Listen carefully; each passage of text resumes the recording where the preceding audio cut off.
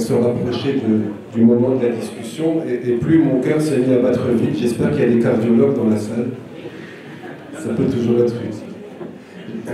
Si Mazouz a introduit tout à l'heure la discussion, et si Nizar Baraka nous a donné une vision globale, a tracé les grandes lignes de ce qu'on pourrait appeler le Maroc, Santé Maroc 2030, aborder la question de l'équité, des moyens, de la souveraineté.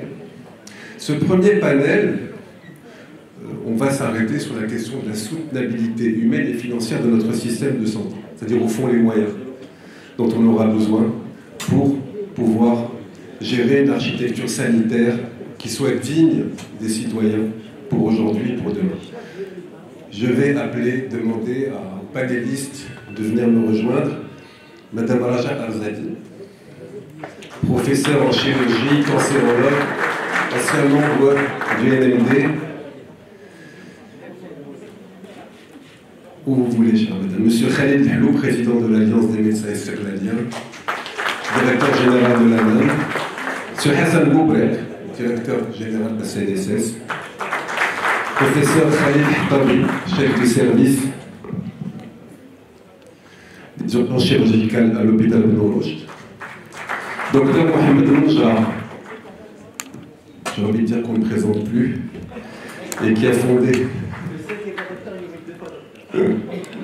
Mais vous avez tellement d'autres diplômes que, voilà, vous dirigez un groupe de cliniques privées spécialisées dans les maladies lourdes. Moi, je vais venir m'asseoir à côté de vous. Alors, c'est très simple. Je vais vous dire les choses très clairement.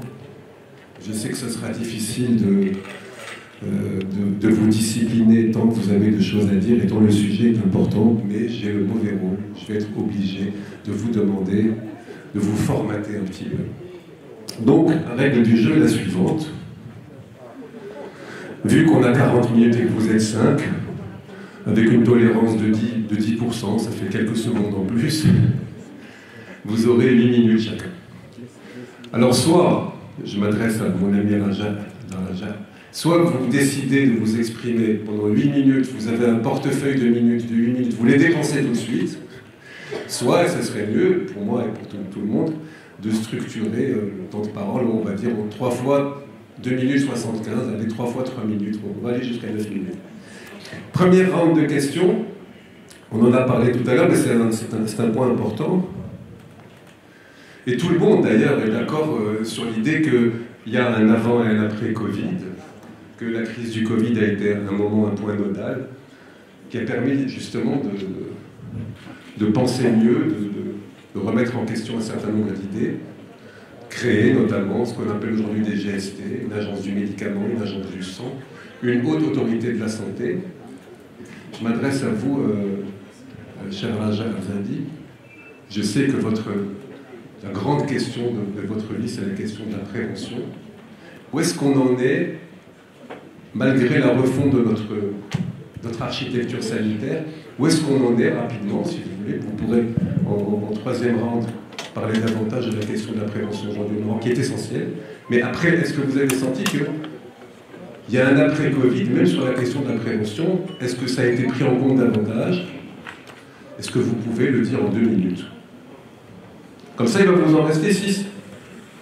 Je vais calculer. Merci. Et encore une fois, je suis désolé d'avoir à vous imposer ces règles, mais... C'est un honneur qui m'est fait de m'exprimer devant un auditoire aussi prestigieux sur un sujet aussi important à l'économie de la santé, la prévention. Aujourd'hui, plus que jamais, s'impose comme un levier stratégique pour l'équilibre financier de notre système de santé et le bien-être durable de nos citoyens. Si l'économie de la santé était une balance, la prévention est ce levier discret mais puissant qui équilibre l'ensemble du système. Ne pas investir dans la prévention aujourd'hui, c'est hypothéquer nos finances publiques et notre souveraineté sanitaire pour les générations à venir.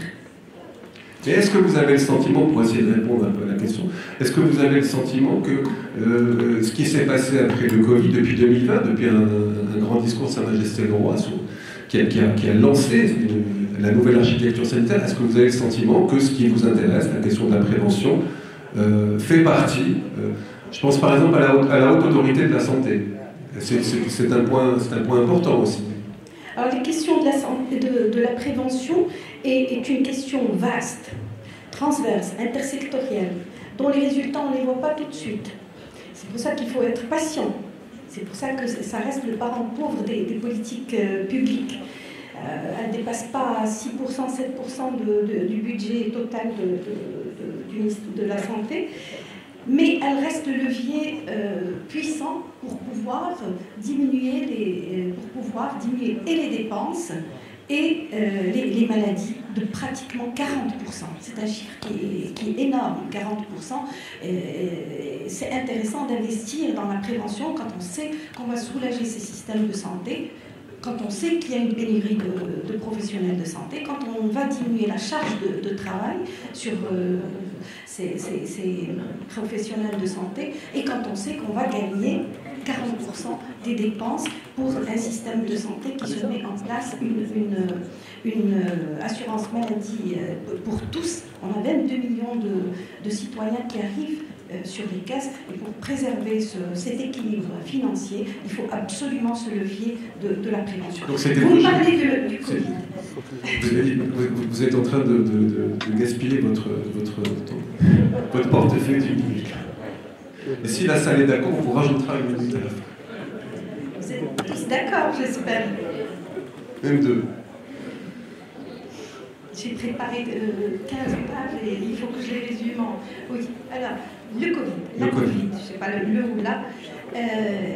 Le Covid, il est venu, on a vu tous les efforts qui ont été faits dans notre pays grâce à la vision de Sa Majesté le Roi. On a vu que la santé est devenue au centre de toutes les politiques et elle a bénéficié d'énormément d'avancées, que ce soit sur le plan budget, et monsieur le secrétaire général a parlé des 30 milliards de dirhams, que ce soit sur le plan de gouvernance, et là il y a la mise en place de l'ordre d'autorité, des différentes agences, tout ça pour structurer une meilleure gouvernance du système de santé, que ce soit aussi sur le plan ressources humaines. On en parlait, il y a M. Chekil qui va parler des ressources humaines, mais la prévention, pour tout dire, la prévention, au moment de la Covid, ça a été un petit peu... tout était concentré sur l'épidémie, et on sait comment le Maroc a été champion dans la gestion de la Covid, avec toute l'industrie qui a fait énormément d'avancées. On a fabriqué beaucoup de choses, que ce soit les masques, les lits, les appareils, beaucoup d'avancées. Mais la prévention a été reléguée un petit peu en deuxième plan, en particulier en ce qui concerne les maladies lourdes, les maladies chroniques, c'est ce qui m'intéresse en tant que cancérologue. Elles ont été reléguées en arrière, mais aujourd'hui, on voit que ça revient et que l'importance de la prévention pour diminuer leur charge de travail. Par contre, là où le bas blesse, c'est par rapport à la vaccination. La Covid a fait que la vaccination, il y a eu une non-confiance en la vaccination. Et on le voit aujourd'hui avec ce qui se passe par rapport à l'épidémie rougeole, par rapport à une vaccination qui est très importante par rapport au cancer du col, qui peut prévenir par rapport au cancer du col, qui n'arrive pas à réellement décoller. Et donc, on voit que la Covid a un petit peu laissé de côté la prévention pour des maladies lourdes, pour être champion dans la gestion des maladies infectieuses. Et aujourd'hui, le Maroc est bien outillé pour pouvoir faire face à d'éventuelles pandémies, parce qu'elles arriveront. Je ne suis pas pessimiste, mais elles pourraient encore arriver. Sid Hello, directeur général de l'ANAM, président de l'Alliance des Istiqlal. J'avais envie de vous poser la question, l'après-Covid, la refonte tout notre système, cette nouvelle vision, elle a eu pour effet aussi la création de ce qu'on appelle les GST, des groupements sanitaires territoriaux. Et donc ça pose aussi la question de la une vision nouvelle de la gouvernance, justement. C'est une vision après Covid, ça vient après. Bien évidemment, il y a des antécédents. Qu'est-ce que ça change d'un point de vue de la gouvernance, justement, ces GST qui vont avec des CHU par région? En quoi est-ce que ça transforme, j'allais dire, notre architecture sanitaire globale, et en quoi est-ce que ça va nous apporter aussi et permettre pour les citoyens un accès aux soins peut-être plus facile? En gros, la question de la démocratisation de la santé dans notre pays. Merci. Bismillahirrahmanirrahim.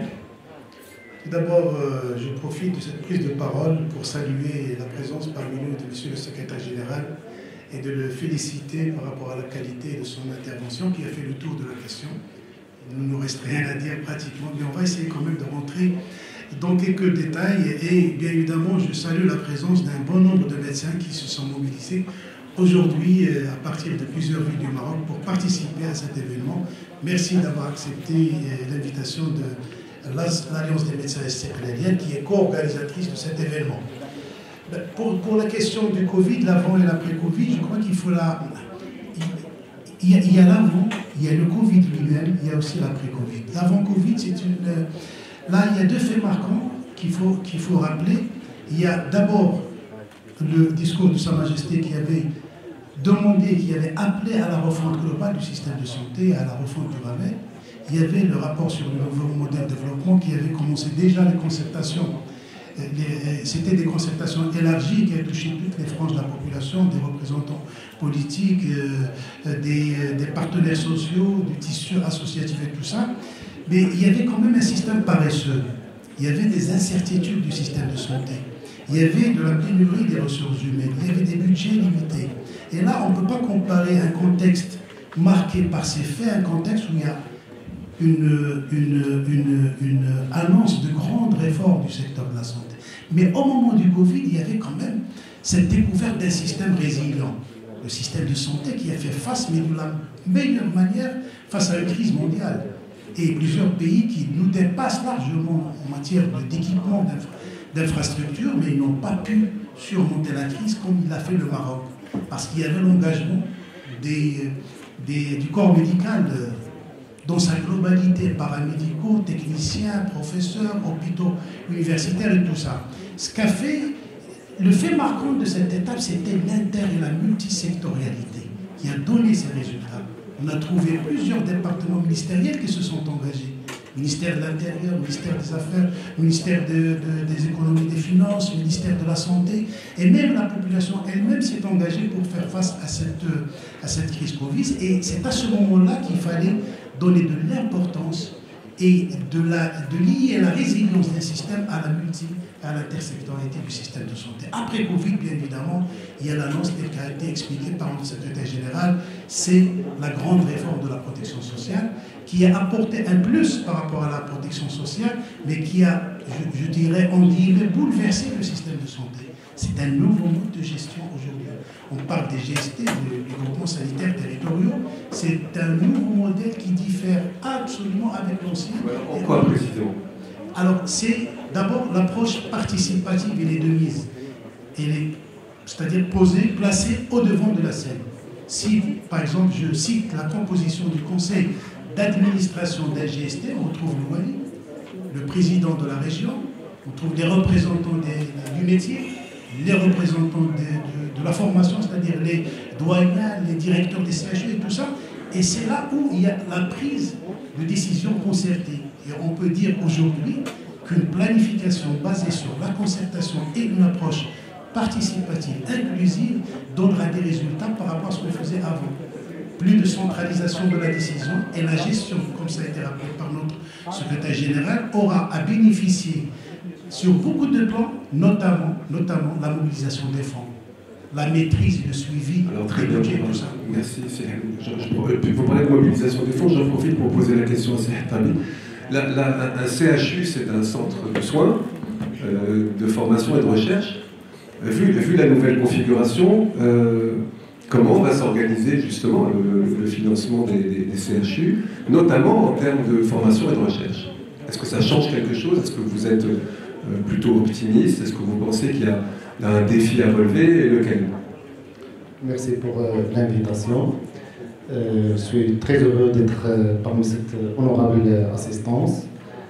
Concernant votre question, le changement, la refonte du système de santé qui va vers les groupements sanitaires territoriaux. Ces groupements sanitaires territoriaux, ils vont avoir une autonomie financière et morale. Et donc cette autonomie financière doit être assurée pendant 5 ans en collaboration avec la subvention de l'État, et par la suite, il va être une autonomie entière. Et donc pour que cette autonomie soit assurée, il faut que le GST génère des recettes et il faut qu'il donne une offre de soins. Et donc la réponse à cette question se trouve dans la loi 02-06-22 qui trace la loi cadre, qui trace la refonte du système de santé et qui est basée sur la gouvernance, sur l'amélioration de la qualité des soins, sur la digitalisation et sur l'amélioration des ressources humaines. Et donc, les clés de la réponse, pour avoir des recettes, il faut que le GST ou le secteur public soit attractif. Pour qu'il soit attractif, il faut améliorer l'infrastructure hospitalière. Et ça, c'est parmi les axes de cette loi. Et c'est pour cela que les budgets colossaux ont été alloués à la réhabilitation des structures hospitalières. À côté de ça, il y a la digitalisation. Bien sûr, il ne peut qu'améliorer la prestation des soins et faciliter le parcours du patient. Et ces GST, comme ça, ils vont... C'est-à-dire que le parcours du patient devient presque un système d'information à vie. On va suivre les patients sur tout leur parcours, sur des décennies, on sera mieux informé, on aura comme une espèce de carte globale de leur parcours sanitaire, en fait. C'est comme ça que ça va se passer. Ça, c'est nouveau pour le coup. Pour le parcours du patient. Oui, pour le parcours du patient. Pour le parcours du patient, dans le GST, il faut respecter les niveaux de soins. Le parcours du patient doit commencer par le niveau de soins primaire. Voit d'abord le médecin de famille, le médecin généraliste qui va l'orienter, ça a été dit par M. le ministre tout à l'heure, pour éviter le gaspillage et pour optimiser les ressources humaines et l'infrastructure sanitaire. Je reviens à la réponse à la question que vous avez posée pour comment ce GST va assurer sa pérennité sur le plan financier. Sur le soin, la formation, la recherche. D'abord, sur le plan financier, il faut que la qualité des soins prodigués doit être de bonne qualité pour qu'elle soit attractive. Deuxièmement, il faut revoir, et ça a été dit, concernant la tarification nationale de référence, il faut la revoir dans le sens à ce qu'il soit compatible avec les soins prodigués. D'une part pour tous les secteurs, que ce soit le secteur privé ou le secteur public, et plus précisément pour le secteur public, parce que, je donne l'exemple, le cas opératoire, il est compté à 15 dirhams pour le secteur public et à 22,5 dirhams pour le secteur privé. Donc, si cette différence persiste, le secteur public aura du mal à assurer des recettes convenables pour s'en sortir. Deuxièmement, la nomenclature des actes. Il y a pratiquement plus que 700 actes médicaux qui ne sont pas notifiés. Il y a aussi plus que 700 médicaments qui ne sont pas notifiés. Il faut faire des efforts là-dessus pour qu'il n'y aura pas de fuite, il n'y aura pas de perte pour ces structures publiques qui devraient assurer leur autonomie financière. Aussi, il faut revoir les conventions avec les assurances et les organismes de sécurité sanitaire. Je donne l'exemple des forfaits, comme les forfaits de réanimation, par exemple. C'est 3000 dirhams, n'importe la consommation du patient. Ça ne peut pas aller comme ça. Et la crise Covid a montré tout ça. Et cette disproportion entre les forfaits et les soins prodigués. Donc, mais concrètement, sur la question, par exemple, de la fonction d'un CHU, et après on donnera la parole aux autres, d'un CHU sur la question de la recherche. Comment on finance la recherche désormais dans le cadre de la refonte du système? Dans les GST, monsieur le ministre est là, il peut me corriger si je me trompe. Dans les GST, il n'y aura plus de centres hospitaliers universitaires. Il va y avoir des hôpitaux universitaires qui sont sous la tutelle du GST. Et donc, ces hôpitaux, et tout le GST, parmi ses fonctions, il y a la formation, il y a l'innovation, il y a la recherche. Parce que la question du public, elle a été posée tout à l'heure par Sinezin Baraka. La question du public, elle est fondamentale. On a besoin d'un secteur public fort. La recherche, elle est née dans le public, et c'est normal. Donc, de ce point de vue-là, mais on y reviendra. Semounja, vous êtes au fond, mais on vous voit quand même. Vous dirigez un groupe de cliniques privées spécialisées dans les pathologies lourdes. Ça veut dire aussi des investissements extrêmement lourds. Et il est vrai que la crise du Covid a montré qu'on avait besoin aussi de moyens en termes de réanimation notamment. Tout à l'heure, Madame Arzadi disait qu'on avait un petit peu laissé de côté des pathologies très lourdes pendant la période du Covid. Je vous pose une question dans le cadre de cette refonte.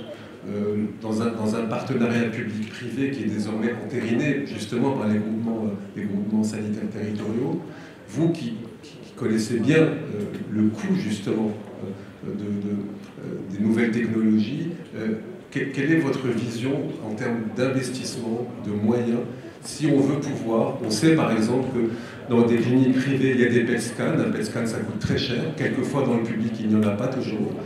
Comment est-ce que vous voyez l'équilibre justement avec cette nouvelle donne entre quelque chose qui serait de l'ordre de la solidarité, du partage, mais en même temps des équilibres financiers? Merci. Merci. Pas du tout entériné. Donc je reviendrai vers ça. Il faut le dire si c'est juste. Non, je reviendrai vers ça. Non, je pense que c'est très très important. D'abord, je vais commencer par exprimer mes remerciements, mais plutôt ma joie d'avoir entendu Sebaraka parler avec autant d'équilibre. Je sais que c'est le symbole de l'Istiqlal, mais bon, de le voir comme ça, c'est bien. Deux choses. Avant, après Covid, par rapport au secteur privé, je ne parle absolument pas au nom du secteur privé d'une manière générale, loin de ma prétention. Simplement au niveau de nos groupes, ce qu'on a vu, c'est trois choses très importantes. D'abord, la question de la santé a été, je dirais, jetée au milieu de la table. Et on s'est réveillé un jour, à travers le monde entier d'ailleurs, pas qu'au Maroc, en se disant « Ah oui, après tout, c'est quand même des questions importantes et on devrait faire un peu plus attention. » Et de là est venu un grand catalyseur pour voir les mouvements que nous sommes en train de voir aujourd'hui. Il y avait beaucoup de plans avant, etc., même des initiatives, mais ça a eu un rôle de catalyseur pour être là. Point numéro 1, très important, et ça a été pour tout le monde. Point numéro 2, ça a donné une crédibilité et une confiance dans le système sanitaire marocain pour deux raisons. D'abord parce que des gens ont vu que, après tout, le Maroc s'était plus que très bien débrouillé au niveau mondial. Et deuxièmement, j'allais dire presque des tests forcés pour certains qui ne pouvaient pas aller se faire soigner ailleurs, qui ont été obligés de se faire soigner au Maroc. Et nous, on a eu littéralement des gens qui venaient, qui nous disaient « Ah, mais vraiment, c'est pas mal ici aussi. » Okay. Et donc ça a vraiment crédibilisé le système sanitaire marocain d'une manière générale. Je ne parle pas du privé ni du public, mais ça c'est très important parce que la confiance du citoyen est quelque chose d'extrêmement important. Le troisième point important de ça, et je reviens à ça, c'est que pendant un petit moment, c'était vraiment, bon, c'était la crise nationale, on a vu la crise mondiale, mais on a vu une solidarité nationale, etc., dans tous les secteurs multisectoriels, comme on l'a entendu tout à l'heure. Mais il y a eu un moment de vrai partage et de vraie collaboration et solidarité entre le public et le privé. Et je dirais même plus, il y a eu un moment d'effacement des frontières entre le public et le privé. Et c'est là disons, mon grand combat, c'est de continuer de parler du public, du privé, au lieu de parler simplement du système sanitaire marocain. Et c'est pour ça que, quand j'ai écouté M. Baraka tout à l'heure, qui disait très bien, il faut qu'on fasse une cartographie qui inclut le privé, il faut qu'on fasse une mise en commun des moyens qui inclut le privé, etc. C'est là où on doit aller. Or, aujourd'hui, avec tout, sans vouloir faire de polémique, mais aujourd'hui, nous n'y sommes pas. Comme vous dites, c'est entériner le partenariat public-privé. Mais quoi? Dans quel sens? Qu'est-ce qu'on a entériné? Sur le plan du concept, en fait. Mais le concept, oui, d'accord, mais le concept, on n'a rien inventé.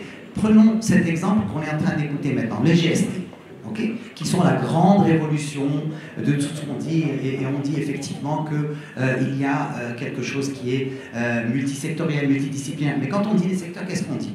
On dit le ministère de l'Intérieur, on dit le Wali, on dit ceci, on dit cela. Mais ok, mais si aujourd'hui X% et des soins qui sont prodigués pour les Marocains, que l'on veuille ou pas, que ce soit bien ou pas, le fait est que c'est fait à travers le secteur privé. Ben oui, mais alors dans ces GST, c'est quoi? Est-ce qu'il y a un rôle? Est-ce qu'il y a une consultation? Est-ce qu'il y a un développement de plans ensemble, etc.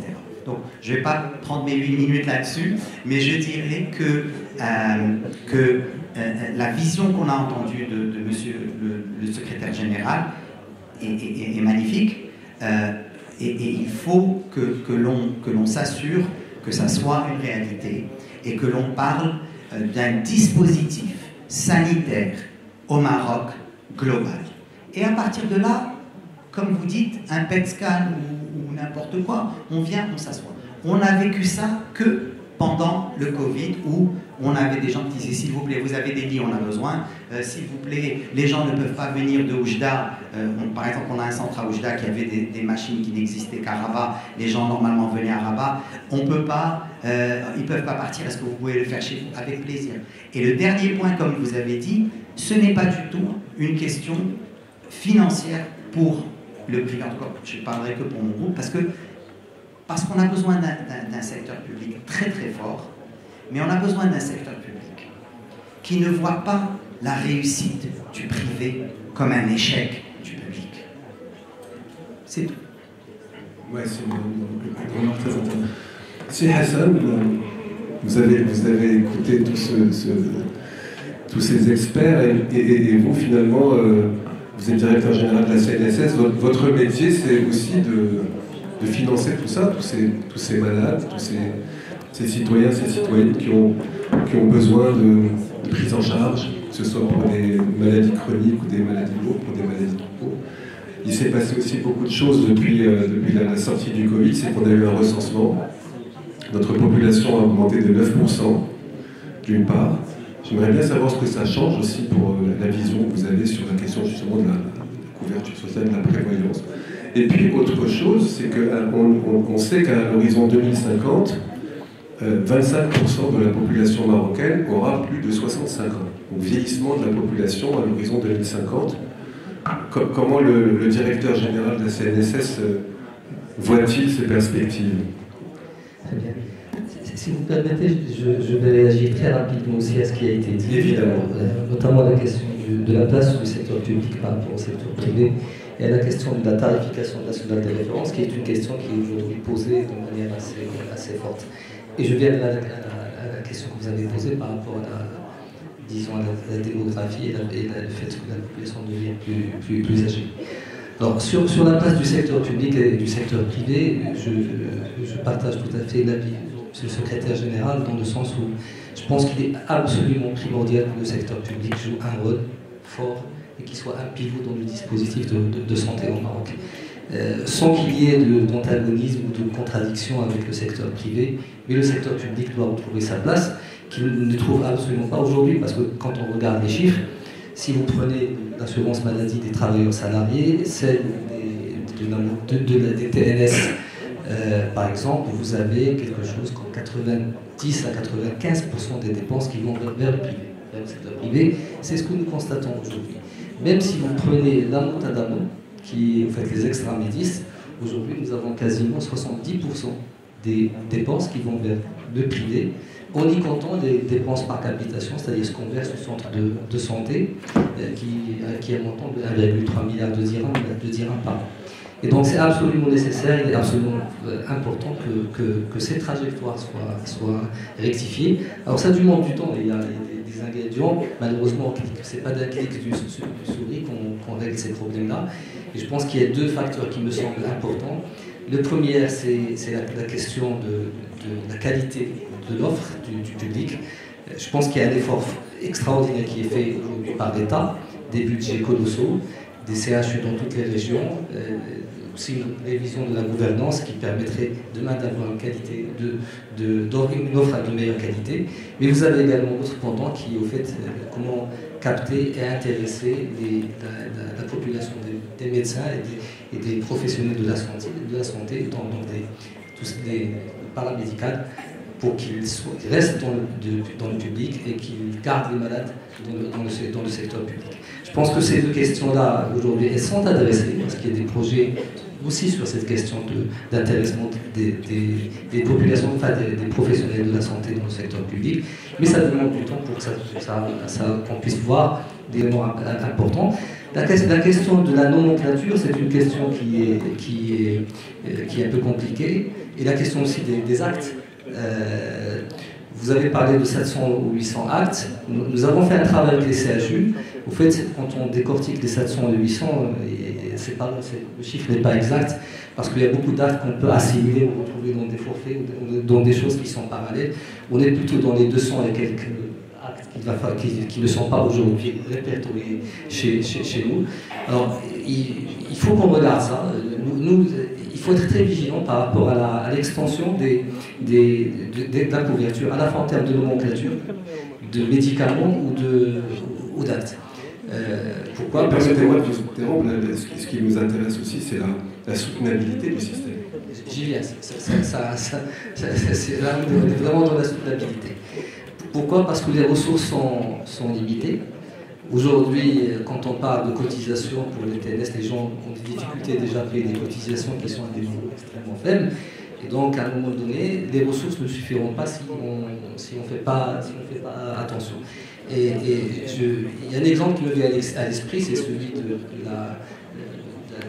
la Colombie, qui avait en 1993 fait une généralisation de la couverture maladie, où ils avaient effectivement ouvert tous azimuts, à la fois vers le secteur privé, et où même en termes de médicaments, il y a eu beaucoup de médicaments innovants, mais avec des prix qui sont très, très élevés, qui ont commencé à être pris en charge. Les dépenses de santé ont augmenté de 6,2% du PIB à 9,6%, c'est-à-dire 4 à 3,5% du PIB en 4 ans, entre 1993 et 1997. Sont revenus par la suite à 7,8% parce qu'il y a eu des mesures. Mais si on prend notre exemple, si on augmente de 3,5 ou 4% des dépenses, là on parle de 40 ou 50 milliards de dirhams supplémentaires, ce n'est pas finançable. Donc il faut qu'on soit raisonnable par rapport à ça. Concrètement, sauf votre respect, qu'est-ce que ça veut dire être raisonnable en termes de chiffres ? Être raisonnable, ça veut dire aujourd'hui les dépenses, le dernier chiffre que j'ai vu, c'est celui de 2018, où on est à 5,3% du PIB, qui est très faible. Et donc je pense qu'augmenter les dépenses de santé à 6,5% ou 7%, c'est peut-être même souhaitable, parce qu'on le paye d'une manière ou d'une autre. Si on ne dépense pas au début, les gens sont mal soignés, donc c'est des problèmes d'arrêt maladie, c'est des problèmes de productivité, etc. Donc, mais par contre, aller à du 10 ou du 11%, ça devient vraiment insoutenable pour l'économie marocaine. Et donc, il y a vraiment des questions qui se posent, parfois même des questions éthiques, c'est-à-dire et morales.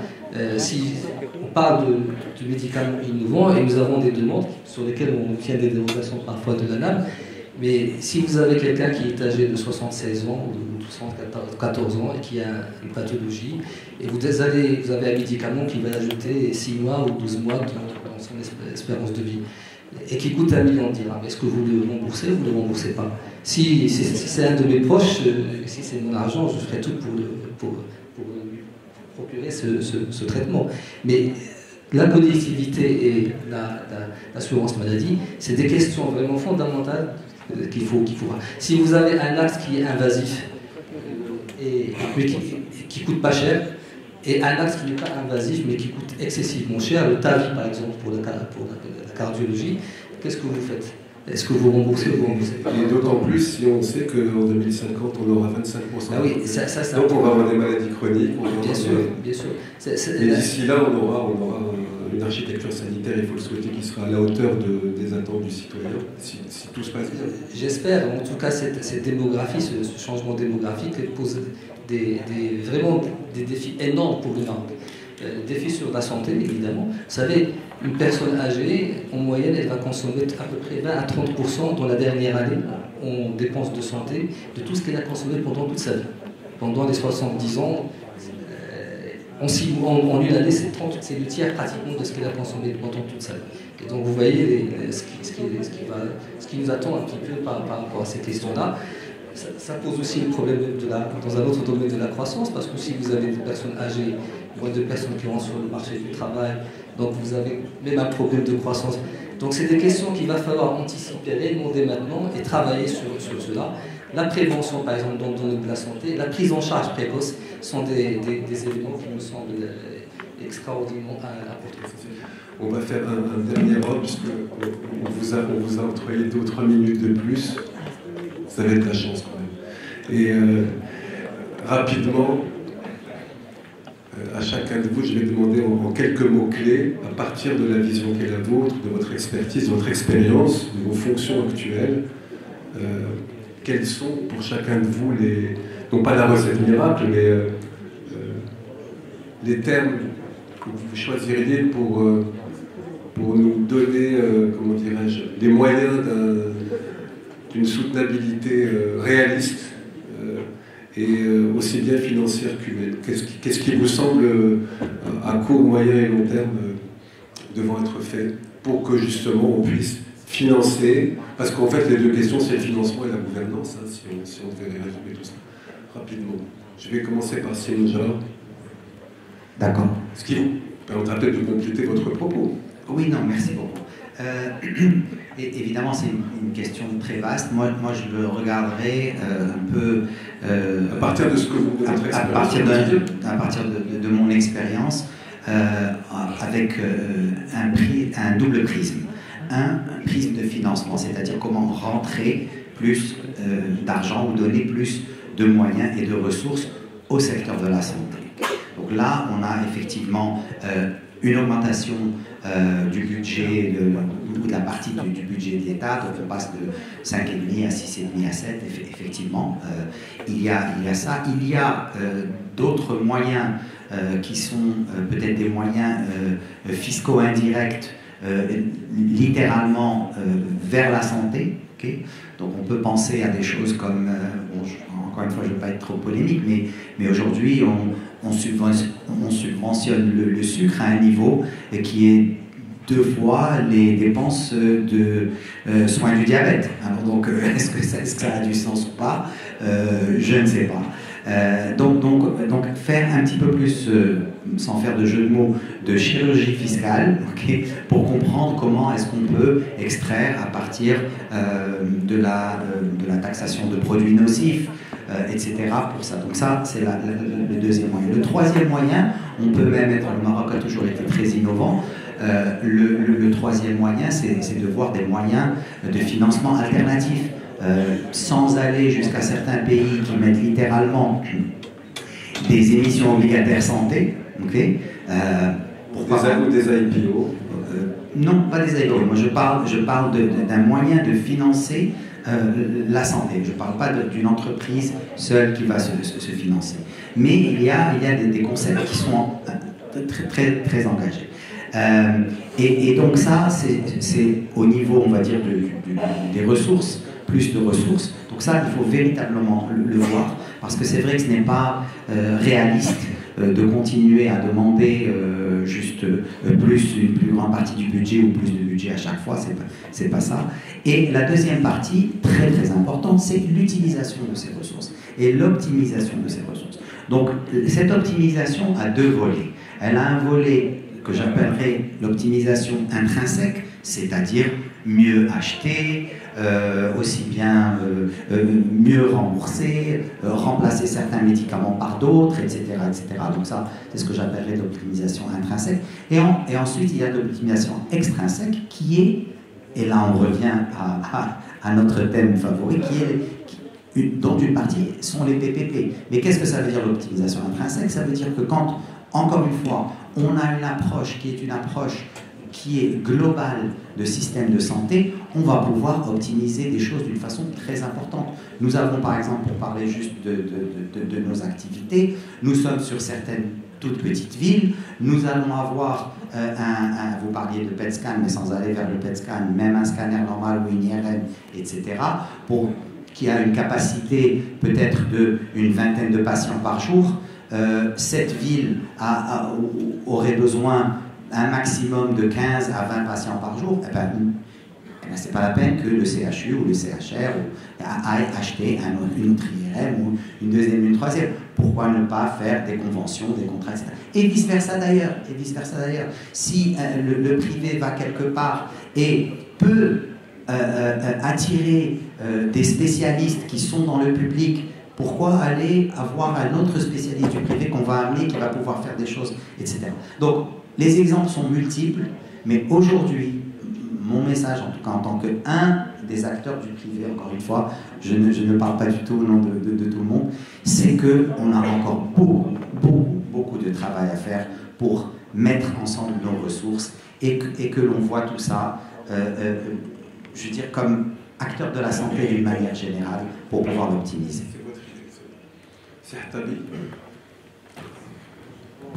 Si vous aviez à nous donner quels seraient pour vous les meilleurs moyens pour tout d'abord une vraie soutenabilité. Le complément de réponse concernant comment le CHU, ou plutôt les hôpitaux universitaires, vont être pérennisés sur le plan formation et sur le plan recherche.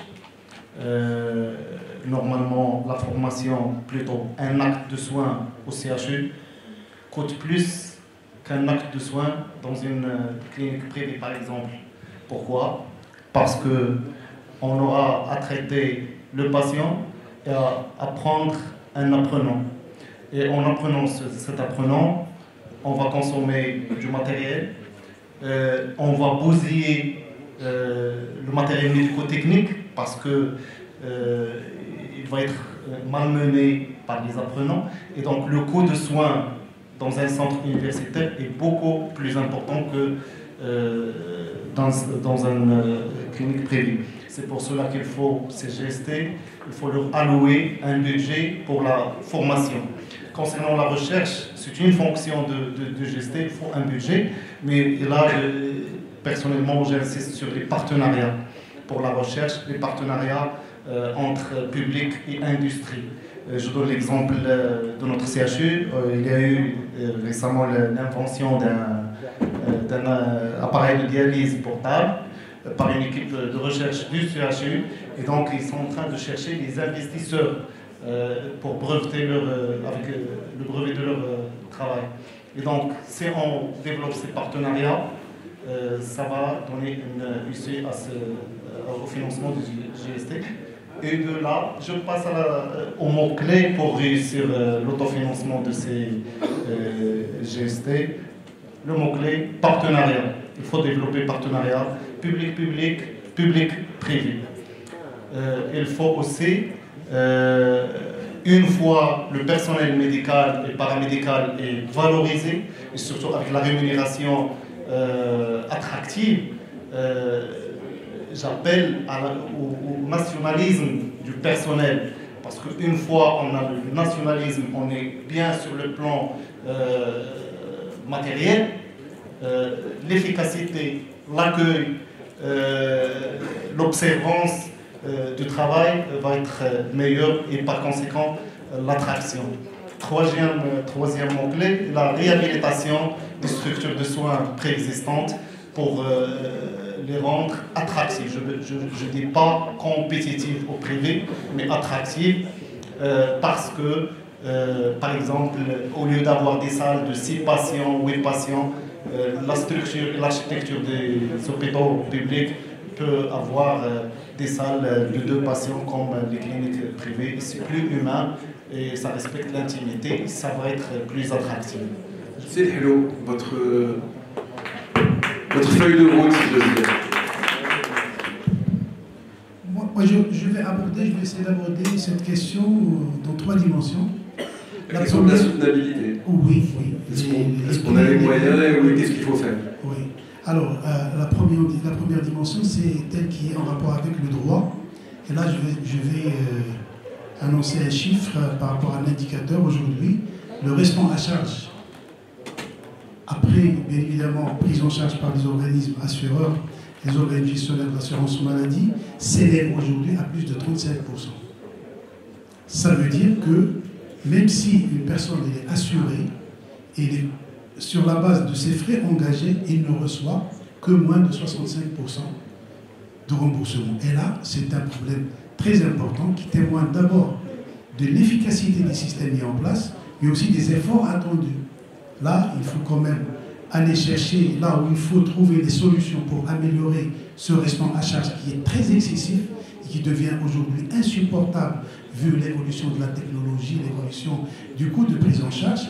Et là, il y a des mesures qu'il faut prendre et je fais appel à l'intelligence de CSR par rapport à ce point parce que déjà, il faut intégrer les médicaments qui ne sont pas aujourd'hui remboursables. Il faut intégrer dans le cadre de la Convention nationale le remboursement de certaines prestations coûteuses qui ne sont pas aujourd'hui remboursables. Ils sont remboursables que sur la base d'une dérogation que je signe moi-même. Par exemple, le TAVI passe par plusieurs étapes d'analyse, etc., pour prise de décision. Donc ça, c'est la dimension en rapport avec le restant à charge et cette accessibilité qui devient de plus en plus difficile. Deuxième dimension, c'est celle en rapport avec cette transition démographique et épidémiologique que connaît le Maroc. Vous avez parlé tout à l'heure de l'évolution de la population marocaine qui dépasse les 9%. On est aujourd'hui à un peu plus de 36 millions. Et paraît-il que les catégories vulnérables qui sont moins de 15 ans et celles plus de 65 ans, il y a un grand changement. On a diminué par rapport à la première catégorie qui est passée de 28 à 27% de la population globale et la population qui est passée de 9,4 à pratiquement, il va atteindre 13% de la population globale. Et cette population de plus de 65 ans, c'est plus de mobilité. Et plus de mobilité, et là, je vais citer quand même des indicateurs qui sont très alarmants. C'est les maladies chroniques. Parmi ces personnes, ils ont au moins une maladie chronique à un pourcentage très élevé. Et là, un chiffre qui nous interpellera tous par la suite, c'est que pour la CNSS, 2,7% de la population couverte dans le cadre de l'amour des salariés privés, elle consomme 57% de l'enveloppe globale de la dépense. 2,5% des assurés, 2,9% des assurés consomment 57% de la dépense globale de la CNSS. Ça, c'est important. Un autre indicateur qui est alarmant aussi, c'est certaines maladies qui sont évitables par la prévention ou bien diagnostiquées précocement, ils peuvent nous amener à rationaliser la dépense. Et là, on est dans la dimension de la maîtrise des dépenses. Je cite l'exemple, le diabète, l'hypertension artérielle, les maladies cancéreuses et l'hémodialyse consomment plus de 70% de l'enveloppe allouée aux ALD. 4 grandes pathologies évitables en partie ou en totalité par la prévention, aujourd'hui consomment une bonne partie de la dépense. Et là, il faut quand même aller chercher des outils pour intégrer la prévention dans les politiques d'ajustement et de régulation portées par les organismes gestionnaires. Et bien évidemment, ça aussi, ça va aider l'effort du ministère de la Santé parce que le Maroc, il est en bonne position par rapport à certains aspects de la prévention. La vaccination, on est parmi les meilleurs. Aujourd'hui, on vaccine contre 11 antigènes. Et depuis les années 90, on n'a noté aucun cas de polio qui générait des handicaps et qui coûtait avec un impact très lourd sur les familles. On n'a eu pratiquement aucun cas de tétanos. Et ça aussi, il y avait un enfant sur 3, un nouveau-né sur 3 qu'on perdait juste après l'accouchement parce qu'il y avait le tétanos. Maintenant, les efforts du Maroc dans le cadre de la prévention structurelle et organisée par l'État et qui rentre dans les missions de l'État est assuré. Reste ce qu'il faut dépister précocement, notamment les cancers, notamment certaines maladies chroniques, l'hypertension, le diabète et autres, le dépistage précoce pourrait nous amener à réduire la dépense d'une manière très drastique. Et là, les pays qui ont investi dans la prévention, ils ont pu gagner 25% de la dépense globale. Et ça, c'est très important. Alors pour nous, bien sûr, des bonnes pratiques d'ailleurs nous serviront de leçons et bien évidemment d'exemples à suivre. Nous avons quand même notre base de données, nous avons nos statistiques à travers lesquelles on peut agir. Dernière dimension qui est la plus importante aujourd'hui, qui rentre dans la thématique de cet événement, c'est le partenariat public-privé. Et là, la conception qui a été faite en 2015 à travers le texte de loi qui a été promulgué, c'était trop petit par rapport aux ambitions. C'était des achats de services, c'était des traitements des déchets des hospitaux, etc. Mais il n'y avait jamais un partenariat macro. Et là, on peut citer les 3 niveaux de partenariat. Alors, partenariat dans le cadre du financement, cofinancé avec le secteur privé. Partenariat de services, c'est-à-dire comment aller cartographier ou bien établir une carte sanitaire régionale en intégrant dans le réseau de soins, sans citer public ou privé, des établissements de soins de santé privés. Et le troisième, c'est qui est le mix, c'est-à-dire l'intégrer, le financement, le service et aussi la gestion. Pourquoi pas la gestion? Pourquoi pas déléguer? Parce qu'aujourd'hui, nous avons des hôpitaux fermés. Il faut le dire. Dans des régions, il n'y a pas des médecins, il n'y a pas des responsables, il n'y a pas des managers à mettre sur place pour gérer un hôpital. Pourquoi pas aller chercher ça avec le privé? Et là, on est dans un cadre de partenariat win-win qui pourrait constituer un moteur de croissance économique et inciter le privé à venir investir dans le secteur de la santé dans le cadre de cette même vision qui trouvera certainement un bon lit d'implantation au niveau du GST et au niveau de la territorialisation de l'offre. Là aussi, il y a un élément qui est important. Il y a certains défis, des contraintes qu'il faut lever. D'abord, l'attractivité du système public. Aujourd'hui, pour venir investir dans le public et investir dans le secteur de la santé, le secteur de la santé, c'est un secteur social qui est peu attractif. Mais avec l'extension de l'assurance maladie, avec cette transition démographique, avec cette transition socio-économique, à travers cette territorialisation de l'offre, je crois que tout ça constituera certainement des incitations aux investisseurs à venir pour combler les besoins ressentis dans cette carte sanitaire régionale. Aussi, il faut lever les difficultés administratives. Aujourd'hui, pour venir investir dans le secteur de la santé, il y a plusieurs niveaux de décision, plusieurs blocages, etc. Là, il faut alléger un petit peu les procédures. Et en dernier, pourquoi pas ne pas avoir une vision globale de ce partenariat public-privé avec une quantification d'un coût, combien ça va nous coûter pour vraiment satisfaire les besoins au niveau territorial et laisser la main aux gestionnaires régionaux pour implanter cette nouvelle vision du partenariat public-privé basée sur d'abord l'encouragement de l'économie nationale à travers création d'emplois, à travers l'utilisation des ressources et même mobilisation des ressources. Et le secteur public va profiter de la performance en termes de gestion du secteur privé. Il faut le dire. Si on se compare avec le secteur public, avec le secteur privé, ben on a moins de qualité en termes de gestion par rapport à ce que font le privé. Et là aussi, c'est un partage de performance. On peut utiliser carrément les bonnes et les meilleures expériences du privé et d'ailleurs le retour d'expérience dans d'autres pays. Et le Maroc, certainement aura beaucoup à gagner dans le sens où il pourra vraiment implanter ce partenariat public-privé qui s'impose aujourd'hui. Parce qu'on n'a pas les budgets nécessaires pour combler et satisfaire toute l'offre sur le territoire. Et d'ailleurs, ça a été bien expliqué par le secrétaire général. Très bien, merci. Vous allez nous parler de prévention. Allez-y. C'est le levier puissant. Vous disiez tout à l'heure qu'on pourrait économiser 40% des dépenses. Tout à fait. Est-ce que vous pouvez essayer de nous expliquer pourquoi c'est 40% des dépenses? Je crois qu'à l'unanimité, le constat est là. Oui. Il y a une croissance exponentielle des maladies. Et il va falloir, de manière intelligente, ne pas faire basculer nos caisses de sécurité en faillite. Donc il faut trouver absolument cet équilibre pour qu'il y ait moins de dépenses.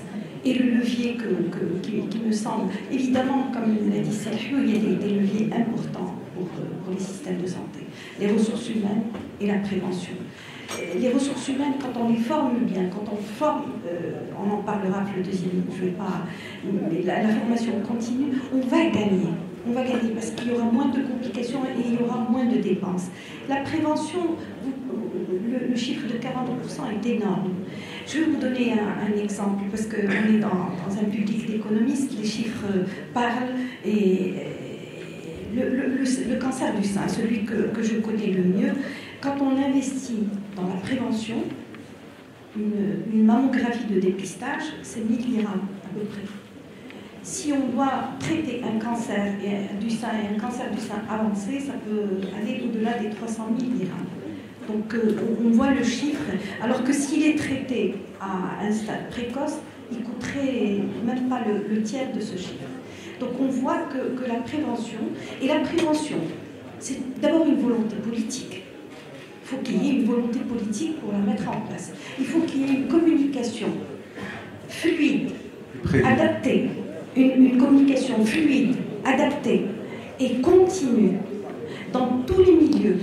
Je veux dire le rural, l'urbain, pour tous les âges, une communication adaptée pour tous les âges. Parce qu'il s'agit de faire la prévention depuis l'enfance, depuis la femme enceinte, l'enfance, l'adulte, au travail et le troisième âge. On parle de plus de 25% qui vont arriver sur le marché à plus de 60 ans. Il y a une communication à faire adaptée pour cette population, à tout âge et à tous les milieux. Donc, avec une volonté politique, avec une communication continue, pas des... On voit par exemple pour le sein, on a le mois d'octobre. Ben, le cancer du sein n'attend pas le mois d'octobre pour arriver. Il est là toute l'année. Donc il faut que les gens soient sensibles. Et cette prévention va se décliner en quatre niveaux. La prévention, c'est pas que communiquer. La prévention primaire, c'est celle justement de communiquer, d'informer, de sensibiliser, de vacciner, tout ça pour éviter la maladie.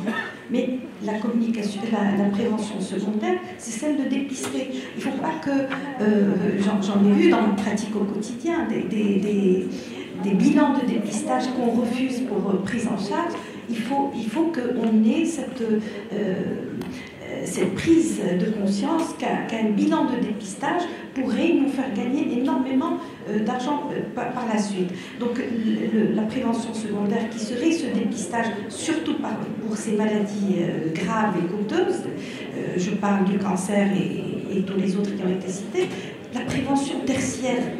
La tertiaire, c'est quand il y a la maladie, mais il faut bien la traiter, parce que si on la traite mal et que le malade complique, c'est des frais, c'est des dépenses. Donc, et celle dont on parle le moins, c'est la prévention quaternaire. C'est celle que j'ai vue à l'Ouganda, qui sont très avancés dans cette prévention quaternaire. C'est le soutien social, c'est l'accompagnement du malade qui, quand il est bien fait, il coûterait beaucoup moins cher. Donc, on voit que la prévention se décline à plusieurs niveaux, dans plusieurs milieux, dans plusieurs langages, dans une communication continue, adaptée à la population. Alors, on ne peut pas avoir un slogan que les uns comprennent et les autres non. Il faut qu'il y ait cette communication pour rappeler cette hygiène de vie constante. On sait que, Monsieur le ministre tout à l'heure l'a rappelé, les accidents de la route publique, c'est 16 milliards de dirhams par an. Donc si on devait gagner à ce niveau, c'est énorme. La drogue, le tabac qui fait des dégâts énormes. Donc on peut gagner énormément d'argent par cette prévention et soulager les systèmes de santé. C'est Hassan, on va clôturer avec vous. Tout à l'heure, Madame Azali disait que le système, les caisses de sécurité sociale pourraient à un moment donné, et ça fait peur ce qu'elle a dit, pourrait presque finalement ne plus pouvoir être en mesure de rembourser. C'est un moment qu'on ne veut pas pour notre société. Conseil pour que justement ça n'arrive jamais. Pour moi, la soutenabilité, il y a deux leviers. Le premier, c'est ce qui a été dit sur la prévention. Et vraiment, j'y crois. C'est une conviction profonde chez moi.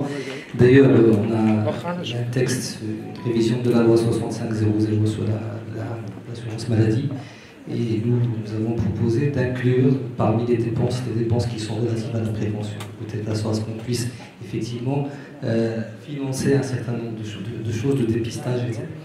Et donc pour moi, ça c'est très important. Quand on dit prévention, il y a prévention, mais également la prise en charge précoce.